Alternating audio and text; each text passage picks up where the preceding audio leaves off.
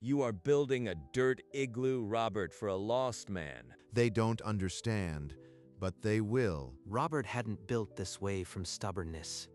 He'd learned it from the old man who raised him, who'd lived in a round house as a boy far west of here. He started alone, hauling logs and packing clay earth between them. The foundation curved from the first day. The town watched from a distance. The way people watch something they've already decided has failed. Day after day, Robert worked without a helper, his hands cracking open in the cold mud. By the time the walls rose above his head, the shape was unmistakable, a low dome with a smoke hole cut wide at the center. Winter was coming. The first frost clung to the earth roof.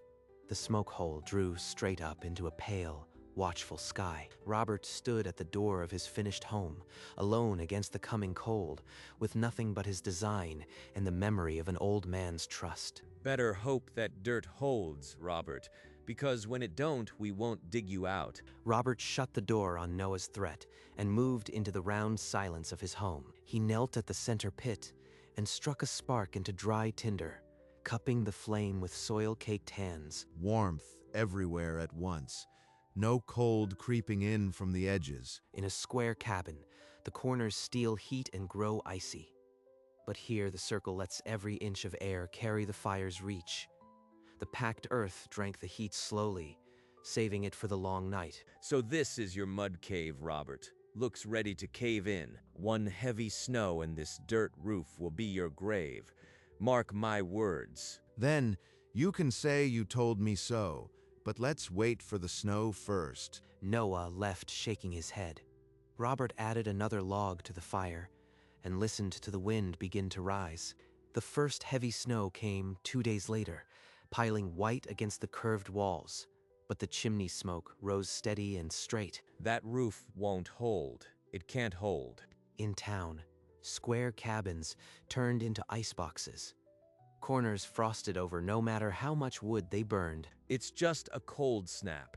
Robert's dirt heap will fail like everything else. At the edge of town, the Winters family's lean-to was collapsing.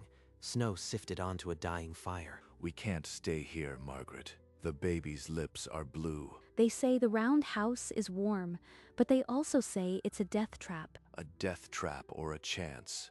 Either way, we can't last here.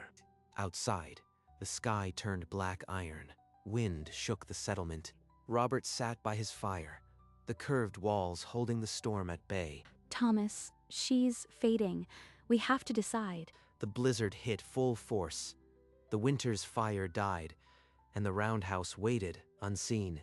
In the white, Robert pressed his palm to the warm earth wall and listened to the blizzard scream. It's the round house or nothing. The fire's dead, and Lily's lips are blue. They'll all call it madness. We might be buried under that mud. We'll die either way. Bundle Lily tight. We leave now. They wrapped Lily in every scrap of blanket and stepped into the blinding wall of snow. Thomas carried Lily, his body bent against the wind, Margaret clutching at his coat. Papa, it's so cold. I can't feel my hands. The wind screamed, but beneath it, for a bare second, something cried out. Through a lull in the snow, Thomas caught sight of a low orange glow against the darkness. The roundhouse still stood, and they stumbled on, blind with hope and ice. They fell against the curved wall of the roundhouse, Thomas hammering his frozen fists on the heavy door. Open the door. For pity's sake, we're freezing to death out here. Robert yanked the door open, and a howling blast of snow threw 3 bodies across his floor. Get to the fire. Quickly, before the cold takes them. He dragged the family inside, latched the door, and piled blankets on their shaking frames. She can't stop shivering. Thank you. Thank you. Noah found the Winters cabin abandoned, the door flapping in the wind. The tracks were already filling with snow, but he followed them toward the roundhouse. If those people died because of that dirt igloo, I'll tear it down with my bare hands. The roundhouse rose out of the whiteout, its walls unbroken, smoke rising as if the storm were nothing. Outside, Noah stopped. From inside, he heard the impossible, a child's weak, exhausted laugh. Inside the round house, Lily's shivers slowed. The heat wrapped around them all. No corners for the cold to hide. We'd be dead without you. I won't forget this. She's already warmer. Look at her cheeks. A heavy pounding cut through the warmth. Noah's voice came through the door, full of fear and fury. Open up. Is the family in there? Are they alive? Robert opened the door, and Noah stumbled inside, words dying on his lips as the warm air hit him. You see, Noah? No corners to steal the heat. The earth holds it. The circle gives it back. Noah stepped forward, still frozen, and pressed his hand against the earthen wall. It was warm. This design is older than any cabin in this territory. It's kept people alive through worse than tonight. She's alive? They're all alive. And I was wrong. Robert crossed to a small shelf and pulled down a leather-bound book. Its pages yellowed and cracked. He opened it on the floor beside the fire. Inked drawings of round houses with smoke holes and curved walls filled the pages. This isn't my invention, Noah. It's older than the oldest cabin here. My grandfather drew these from memory. He didn't invent it. He remembered what the whole settlement forgot. I called it a dirt igloo. I was wrong, Robert. The whole town was wrong about you. When the storm passes, we'll show them. But tonight, we keep warm. Noah nodded, a weight lifting from his shoulders. The blizzard still howled outside, but the round house held. Even the wind can't find a corner to hate in here. And for the first time, Noah believed the house would outlast any winter. The blizzard broke at dawn. Sunlight glared on snow so bright it hurt to look. I was wrong about Robert Cole. His roundhouse saved the Winters family. Some of you still doubt. Then come and see for yourselves. A crowd followed Noah through the deep snow to the low dome at the settlement's edge. Come in. Feel the walls for yourself. We'd have frozen solid in our cabin.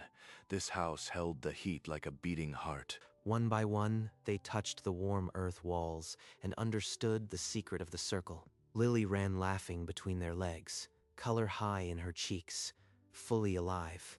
There's no cold corner in this place. It's the only reason we're still breathing. Word spread through the settlement faster than the frost had. The roundhouse had stood its first real test. By midday, more townsfolk had come. The carpenter and the blacksmith stood with questions they hadn't dared ask before. Robert, the blacksmith wants to know how you built it. Tell them. Robert led them inside, where the fire still crackled, and the walls were warm to the touch. The earth packed between the logs holds heat slow. It releases all through the night, even in the worst blizzard. And the circle, no corners for cold to settle. The air moves freely, sharing warmth everywhere. The blacksmith ran his hand over the clay, nodding. He'd never felt a wall so warm in winter. They're listening. They're finally listening. Lily's laughter rang outside, chasing the other children around the curved house. All those months alone, now they see. The round house had proven its truth, not with arguments, but with a winter it never once let in. Spring came slow, melting the snow from the curved roof. Green shoots pushed through the frozen earth around the round house. Near the edge of Robert's clearing, a second, smaller circle rose from the ground. The Winters family built their own round shelter. Mama, look. I can run all the way around the house without stopping. One evening, Noah and Robert stood at the door, watching the sunset lay gold over the remaining snow. I owe you more than an apology, Robert. I owe you a town. Just keep it warm. That's all any home needs. The round house held its warmth through that spring and every season after, never once letting a cold corner form. It stood as a quiet proof that the old ways, the round ways, weren't forgotten. They were just waiting to be remembered. And at dusk, the doorway glowed like a promise kept. No cold here, only light. That evening, after the last visitor had gone, Robert sat with Noah by the center fire. The light danced low on the curved walls, and for a long time, neither spoke. It wasn't just the old ways, Noah. I built this house for a man who never got to live in one. Your grandfather, but you said he taught you. Robert's gaze drifted into the flames as he remembered. He froze to death in a square cabin when I was 14. The corners iced up while the fire burned hot in the center. He died because the walls were wrong. I never knew. All these years you were carrying that. I promised him on his deathbed that I'd build a house that couldn't kill a family, that no winter could enter. Outside, the first breath of night, wind moved around the curved walls and found nothing to catch. Then this house isn't just a home. It's a promise kept. And for the first time, the weight Robert had carried since boyhood finally shifted. Not lifted, but shared. The next morning, the clearing around the round house buzzed with quiet activity. Noah stood with the carpenter, tracing the circle's footprint in the dirt. We'll need 3 more before winter returns. The old cabins won't hold forever. Robert watched from the doorway, his coffee steaming in the cool spring air. He didn't need to direct. The design was no longer his alone. By early afternoon, a wagon creaked into the clearing, a new family, hollow-eyed from a winter spent in a drafty shanty. They'd heard the stories. You've found the right place. Come inside. There's stew on the fire. Last winter, I would have told them they were fools to trust a round house. Now, I am helping build them. You'd see this, grandfather. The circle is growing. A late squall dusted the clearing with white that night, but the new walls were already up, and the old round house shed the wind without a shiver. Lily asked if we could stay forever. I told her the round house is just the beginning. And as the fire popped and the wind circled harmlessly, the doorway glowed, a promise to every stranger who might one day come through the cold. A week later, a fur trader from the eastern settlements rode into the clearing, his eyes narrowing at the low earthen domes. You've heard the rumors, I'd wager. Come, feel the truth for yourself. Inside, the trader stood motionless as Robert stoked the fire, the heat wrapping around him like a blanket. No corners to hide the cold. Just earth and fire and a promise older than any of us. Last winter, this house saved a family. This winter, we'll have 3 more just like it. The trader left that evening with a rough sketch of the floor plan tucked into his coat. A new story was heading east. The circle doesn't end at these walls. It spreads. And as spring deepened into the warm months, the round house never once went cold.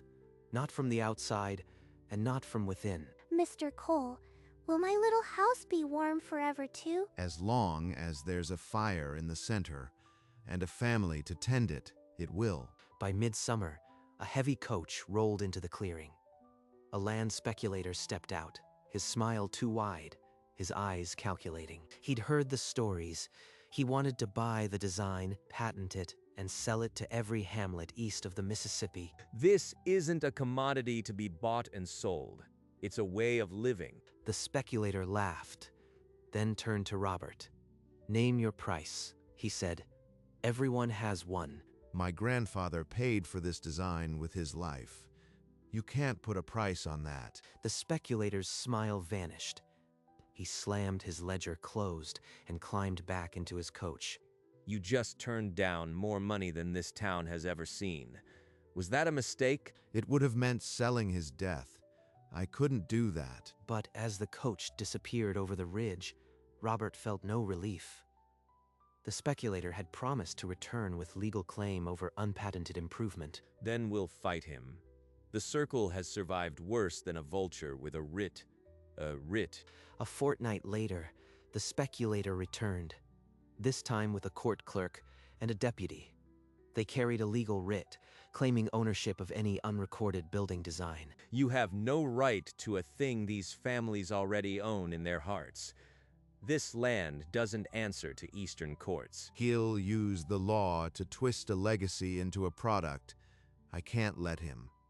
But how do I fight a paper war? The clerk unfolded a dense legal document, pointing at clauses that turned sweat and earth into stolen ink. This house saved my daughter. You want to sell that miracle to the highest bidder. If the law says this knowledge can be taken, then I'll give it away before it can be stolen. He walked inside and returned with the leather-bound book, holding it up for the crowd that had silently gathered. These plans belong to everyone. Copy them, teach them, build them. The circle cannot be owned. He just gave away a fortune to keep a promise. That's a different kind of rich. By sunset, the speculator's coach rattled out of the clearing, empty-handed. But the book's pages had already passed into a dozen hands, each one copying a piece of the round promise. Within a week, new foundations clawed at the dirt on 3 more clearings. The sound of axes and tamping earth filled the valley. They're building it right. But the book, it was the last thing of his I could hold. You gave them more than a building, Robert. You gave them your grandfather's memory. I know, but there are nights I wake up and reach for it on the shelf, just to trace his handwriting. Outside, a group of townsfolk gathered to hear a new arrival, a carpenter from a distant settlement, who looked at the roundhouse and shook his head. He says the design is a fluke, that real winter will blow it flat. Let him doubt. Last winter's blizzard wasn't a fluke, and this year's will be no different. But that night, Robert walked by the new foundations, running his hand over the fresh-packed earth. The circle was growing, but so was the burden of proving it again. The first frost came a month later, earlier than expected, coating the round roofs in white. The new houses weren't finished, but the old ones still stood, and somewhere in the valley, the skeptic's words caught like a spark in dry grass. Wait for the real winter, then we'll see. By the time the first heavy clouds rolled over the mountains, the valley buzzed with the same old question. Could the roundhouse really hold? They're calling it Cole's Folly again, Robert.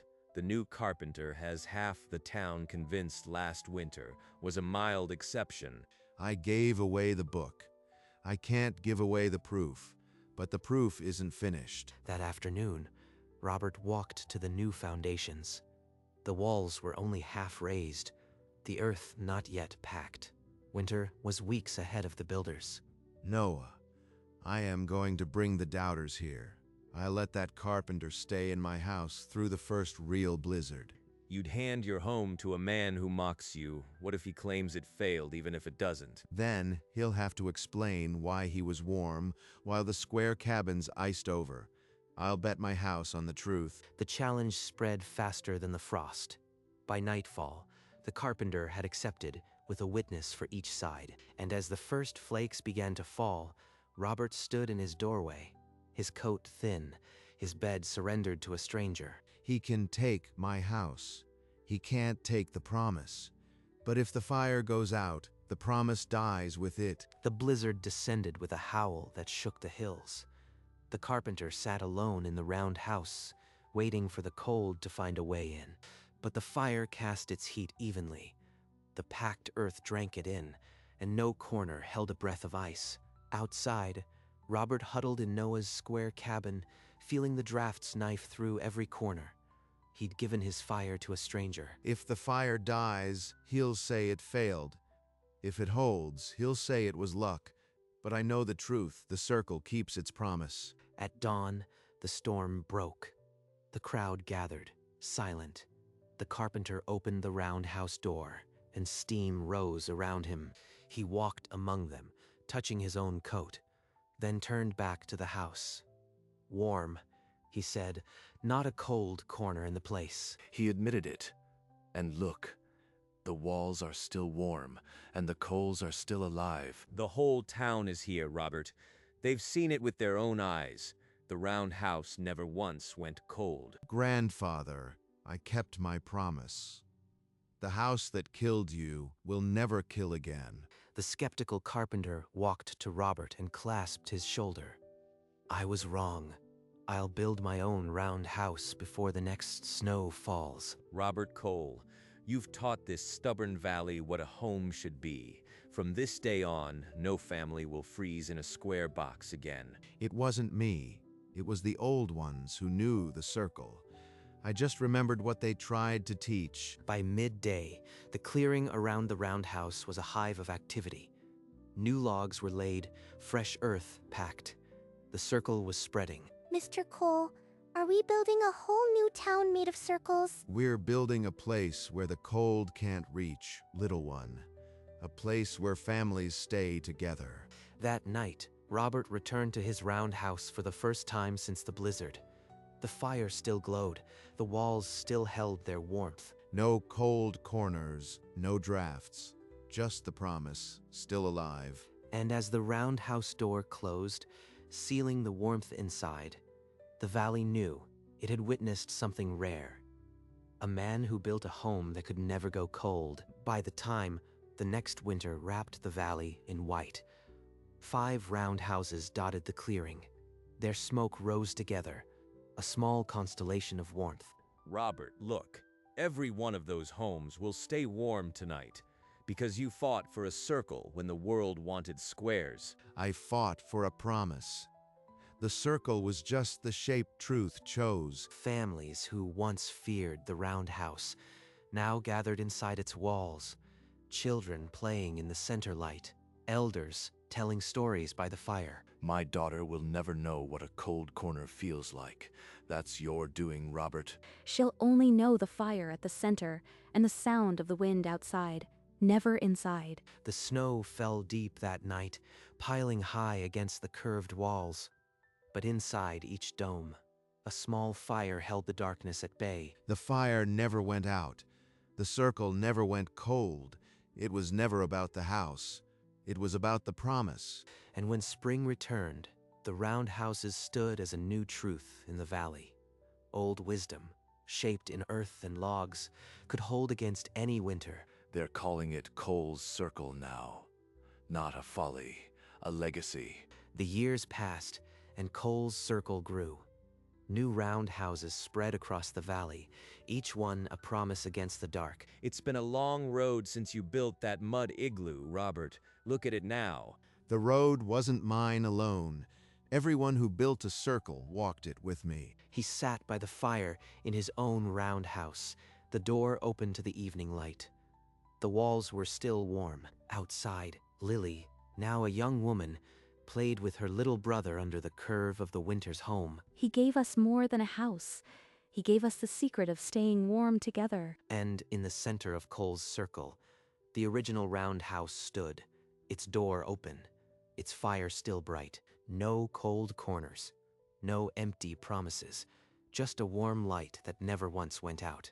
And his round earth and log home never once went cold inside. The circle held, the promise endured, and the warmth spread, house by house, heart by heart, as dusk settled over Cole's Circle. Robert walked the path between the round houses. Each doorway glowed with the same unwavering light. You know, Robert, for a man who built a dirt igloo, you sure left a lot of warmth behind. The igloo was just the shell. The warmth was always in the promise. Behind them, the doors of a dozen round homes stood open, and from each one, the sound of life and fire. The circle had become more than a design. It was a covenant that no one in this valley would face the cold alone again. We never did dig you out, Robert. You dug us all out of the dark. Robert looked up. The smoke from his own chimney rose into a sky full of stars, and the door behind him burned like a small, steady sun. His round earth and log home never once went cold inside. And neither did the hearts it gathered. The cold never found a corner in his house. And through his promise, it never would. The circle was never just a shape. It was the truth the world had forgotten, and one man remembered.